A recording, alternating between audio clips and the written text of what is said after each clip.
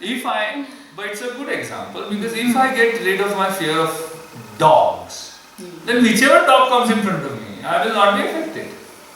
It's not that I am not afraid of only this dog because I am accustomed to this dog, but tomorrow some other dog comes, I am afraid. No.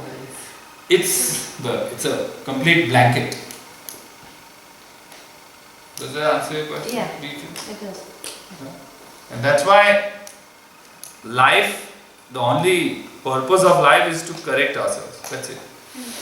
That's why I love one word in Tantra, refinement.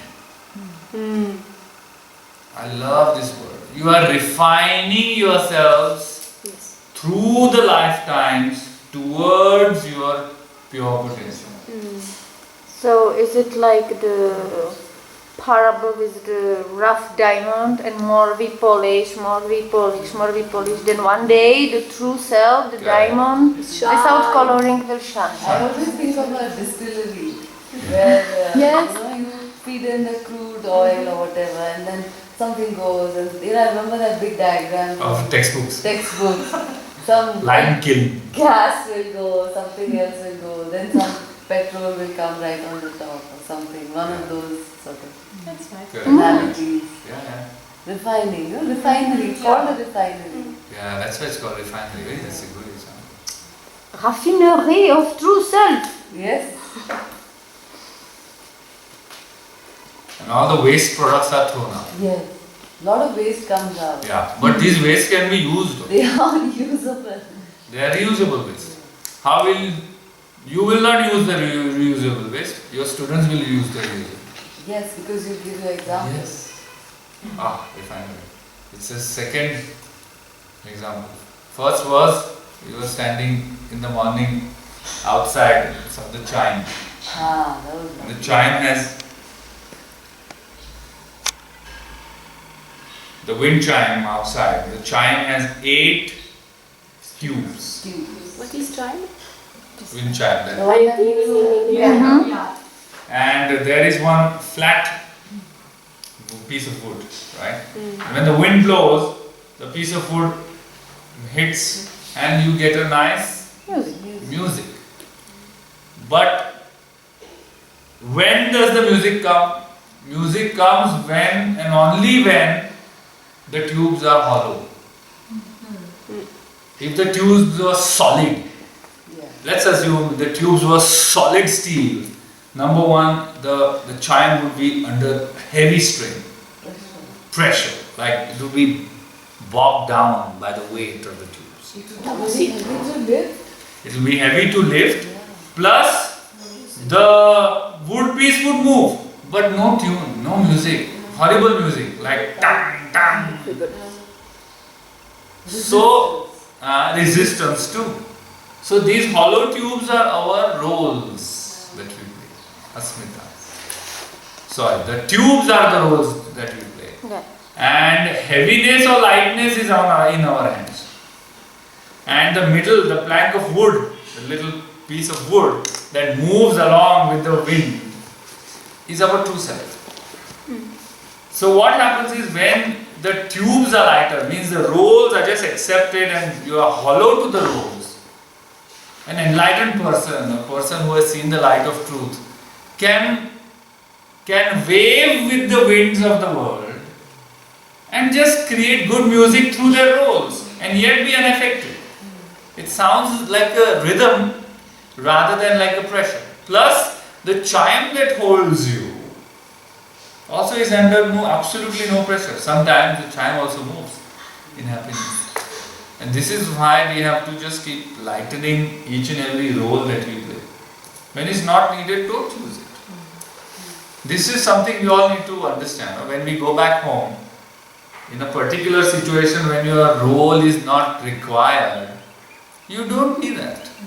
You don't have to, just because you have passed a teacher's training course, not yet.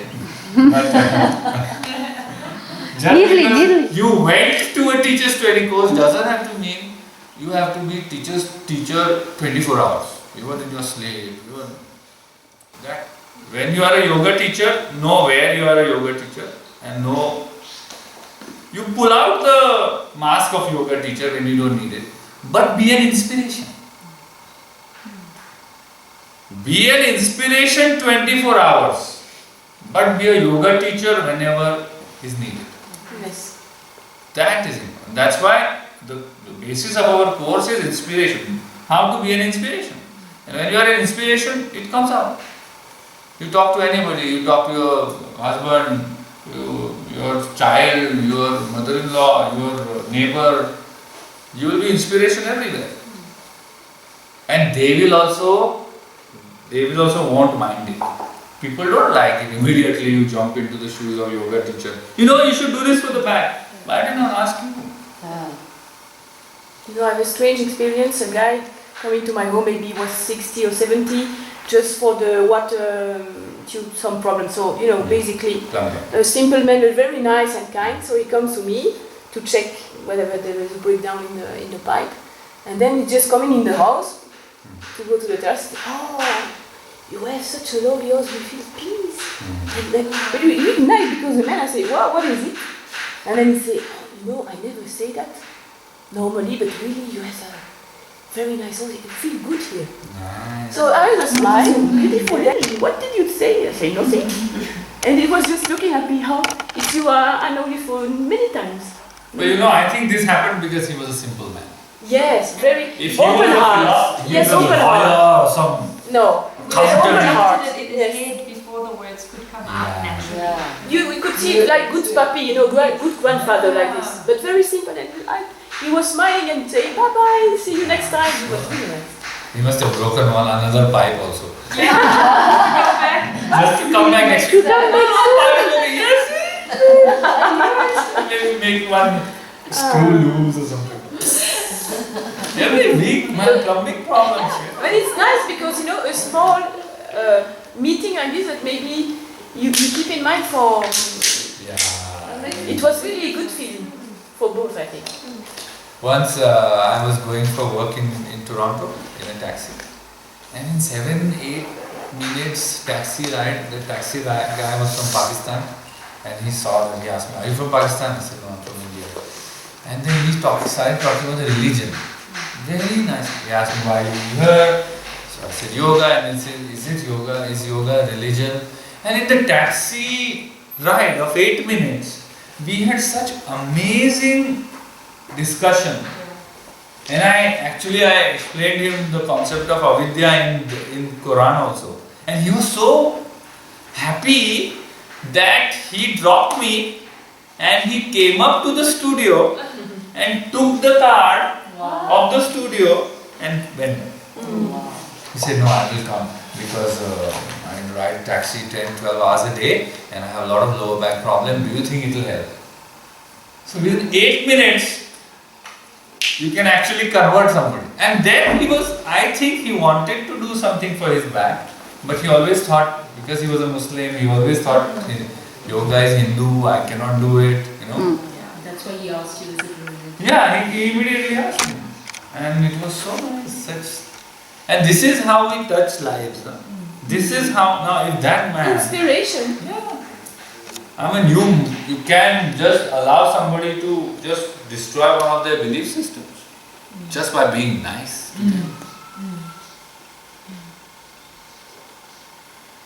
Okay, so what I am thinking is we will quickly revise everything. Shall we? Half an hour?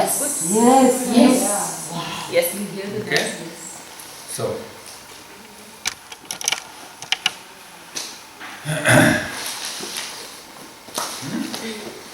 first thing is, why do we do yoga? Then what did we say? No, first we started with asana. And then we say, why do we do asanas? Why do we do asanas? Because we have a body.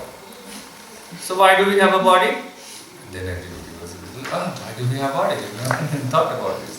We have body because we realize that the body is a vehicle. It's just a concept, just listen. Because I'm going to probably move very fast and you may not be able to write. So it's just a revision of concepts, nothing theoretical. You have enough theory for 5 hours. So why do we have a body? We realize that we have a body because there is still some unfinished business. What was that unfinished business? And we then slowly went deeper, and then we saw the karmic cycle. And we saw that the body was just a vehicle. The body was a container of the mind. And then what was the mind? The mind was nothing but four, right? Antahkarana model we saw. Yeah? So it was manas, buddhi, chitta, ahankara. Manas is the sensory receptor. That's it. Buddhi is the intellect, rationale. Yeah? But remember, buddhi is a whole spectrum. So in buddhi you have lower buddhi and higher buddhi. Lower buddhi is subjected to chitta or conditionings or memory, experiences, limited beliefs, whatever. Higher belief is always freeing. And then we had chitta, the memory complex, and then we had ahamkara. Ahamkara means I-doer. And this is how the whole mind moves along with the body. And then we saw that our personality, individual, is made of 5 sheets. This model in yoga philosophy is called as Panchakosha, the 5-sheath model. The first sheath is the Annamaya Kosha, the food sheath. Second is the Pranamaya Kosha, and we defined the prana, remember, as energy of life itself. And the third is the Manomaya Kosha, or the emotion body. Fourth is the Vijnanamaya Kosha, or the belief body, belief system. Fifth is the Anandamaya Kosha, or the bliss sheath. Right? And the bliss sheath is the closest to our true potential, as we called it. True potential in Hatha Yoga is also called as Kundalini. And Kundalini is feminine because she is creative potential. And she can manifest in Many possibilities. yes, innumerable possibilities. So between potential possibility is the whole game of life. Right? Anandamaya Kosha is the knowing of who you are. Anandamaya Kosha is the knowing of who you are. But just above that knowing is our limited conditioning of many different beliefs that we have been subjected to externally or internally. Yeah? We don't have to blame everything on society. We are also creators of our own beliefs sometimes. Right? So then the body has effect on the prana, prana has effect on the mind, mind has effect on the beliefs. But it's not step by step, the whole 4 of them work together. Right? So then we saw the whole science, how to liberate ourselves in this. So what have we decided? We move the body through postures to release one of them, apart from health benefits and flexibility. Release the energy blocks. In our language we say that. Through asanas we come closer and closer to number 1, releasing the energy blocks. Number 2, write this down. Asana, through asana practice, number 1, releasing the energy blocks. Number 2, deepening our awareness.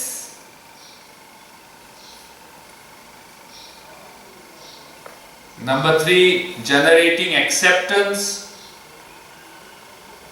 respect and love towards the body.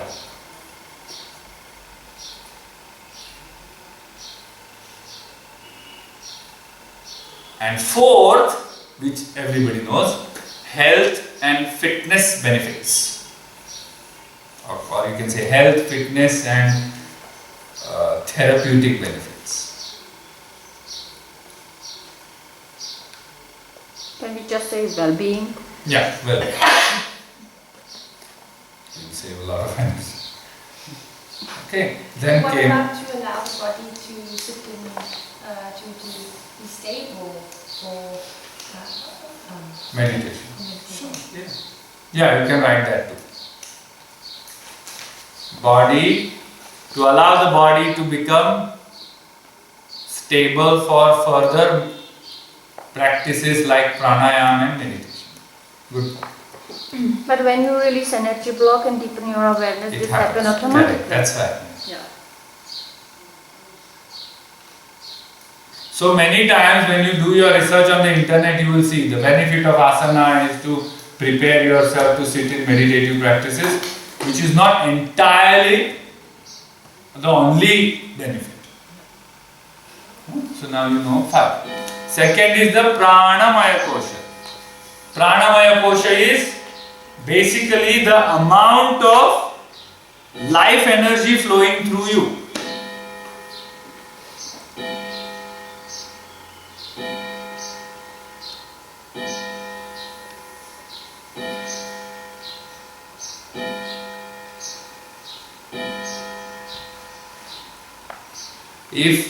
If you have Flowing in you. yeah, flowing in you and through you, you become a hollow tube. Yeah. For the bigger picture, actually right now we are going, this is like trip through the 5 sheets to describe how we liberate ourselves. Yes. Yeah, it is working. So second is pranamaya kosha, the sheath of life energy, and pranamaya kosha literally means amount of life energy flowing through you and in you. If there are more energy blocks in your system, the life energy flowing through you and in you will be lesser.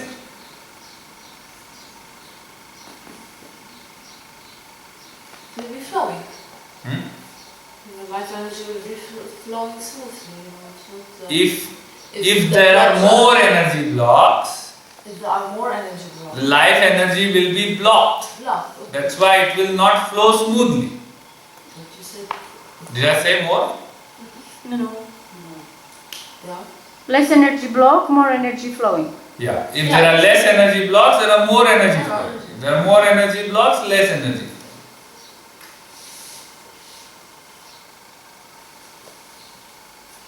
Now, flow of energy or prana is also looked at as reactions of the mind through emotions.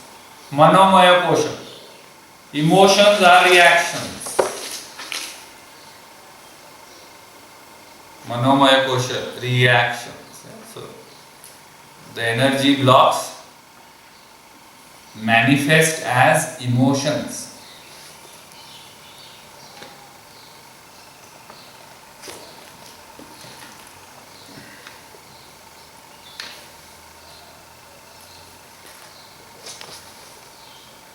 Keep this understanding simple, because if you go too much in detail, then some Energy blocks manifest as emotions. energy blocks can manifest as emotions, and also the other way around. Emotions can manifest as energy blocks. So they are actually feeding each other. Now this circle will continue unless and until you reflect on your beliefs.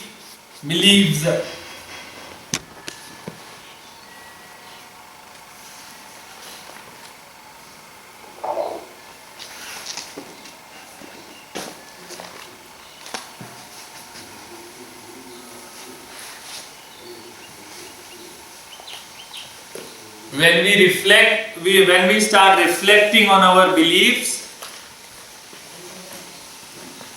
and accept them, we start working on them,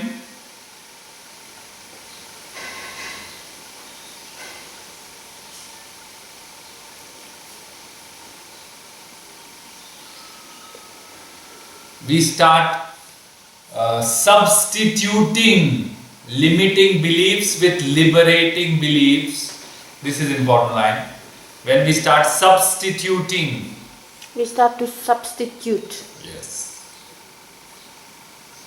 limiting beliefs with liberating beliefs. That's like the playlist example. Yes. Remove the background. Yeah. Beliefs with liberating.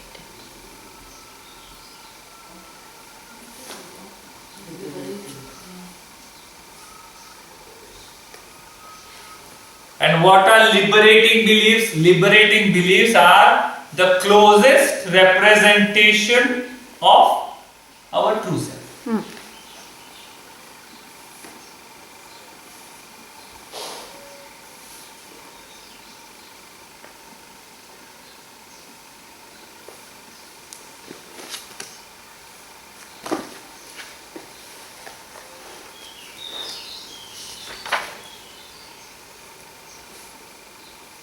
Then comes the Anandamaya Kosha. Anandamaya Kosha is the knowing. The knowing.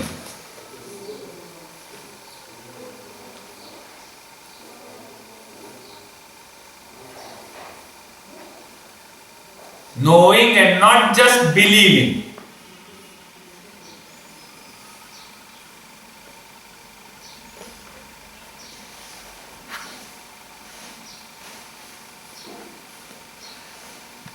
I don't believe in God, I know God. Yes. Who was that? Aurobindo. Aurobindo.